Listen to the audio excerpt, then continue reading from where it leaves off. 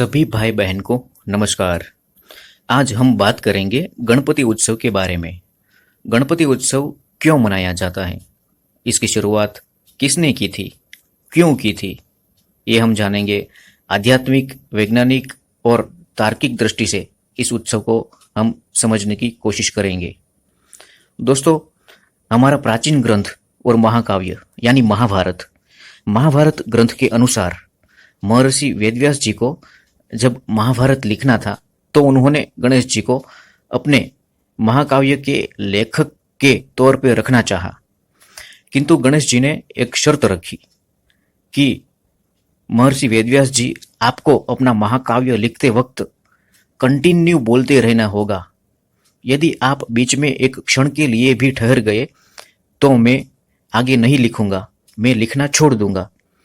इसी बात पर महर्षि वेदव्यास जी ने भी एक शर्त रख दी कि मैं जो भी बोलूंगा उसका अर्थ जब तक आप नहीं समझते तब तक आप वो बात नहीं लिखेंगे। दोनों ने एक दूसरे की शर्त स्वीकार कर ली और इस तरह महाकाव्य महाभारत की रचना संपूर्ण हुई। हिंदू सनातन वैदिक धर्मों में मानने वाले सभी लोग किसी भी शुभ कार्य में भगवान गणेश जी की पूजा सबसे पहले करते हैं। कोई भी कार्य में गणेश जी की प्रथम पूजा करने से वो कार्य निसंकोच, निर्विघ्न और सफलतापूर्वक पार होता है। ये सच है।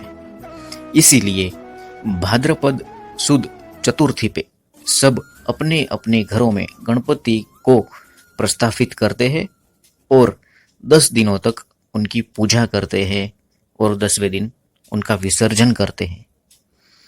मगर दोस्तों, जानने वाली बात यह है अब कि एक वक्त था हमारे देश में 18वीं और 19वीं सदी में, जब भारतवर्ष पे अंग्रेजों की हुकूमत चल रही थी। सभी क्रांतिकारियों को सख्त निगरानी में कैद रखा जाता था। यहाँ तक कि भारत में 5 से 7 लोग भी जहां एक जगह पर इकट्ठा नहीं हो सकते थे, ऐसे कानून जब अंग्रेजों ने रख दिए थे, उस वक्त स्वराज मेरा जन्मसिद्ध हक है और उसे मैं लेकर ही रहूंगा, ये कहने वाला हमारा 1893 और 94 में हमारे स्वतंत्र सेनानी बाल गंगाधर तिलक, जिसे हम सब लोकमान्य तिलक के नाम से जानते हैं, उन्होंने गणपति उत्सव का त्योहार जो सब लोग अपने अपने घर में मनाते थे, इस उत्सव को नया, बड़ा और सार्वजनिक रूप दिया बाल गंगाधर तिलक ने। लोकमान्य तिलक जी ने उनके अखबार केसरी और मराठा में सभी कौम, सभी जातियों के लोगों को एक साथ मिलकर गणपति उत्सव मनाने को आह्वान किया और फिर हजारों लाखों लोग अपने अपने गांव शहर में साथ मिलकर ये उत्सव मनाने लगे। और इसी उत्सव की आड़ में सब क्रांतिकारियों ने आजादी के लिए अपने विचार विमर्श और कार्य को पूरे देश में अंजाम देना शुरू कर दिया और फिर आजादी की लहर, आजादी की दहक पूरे देश में गूंज उठी। दोस्तों, आज 21वीं सदी है। 21वीं सदी में जो भी गणेश पूजन करते हैं, गणेश जी को मानते हैं, उन सब को, और खास तौर पे जो नेता लोग हैं या कोई भी जो जहां भी किसी भी क्षेत्र में लीडरशिप यानी नेतृत्व कर रहा है, उनके लिए गणेश जी बेस्ट एग्जाम्पल है, बेस्ट लीडरशिप के लिए। गणपति मतलब गण प्लस पति।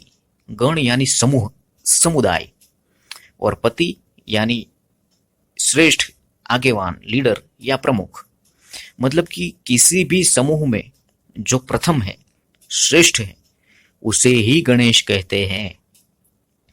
हमारे नेता, समाज सेवक या कोई बड़ा या छोटा सा अधिकारी, कर्मचारी गणपति जैसा होना चाहिए।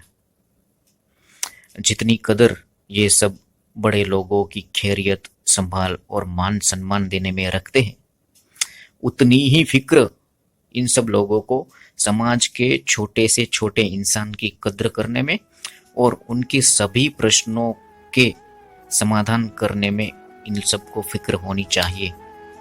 इसीलिए तो गणपति बप्पा को विघ्नहर्ता कहते हैं। आप सभी को गणपति उत्सव की ढेरों शुभकामनाएं। गणपति बप्पा मोरया। मोरया मतलब नमस्कार।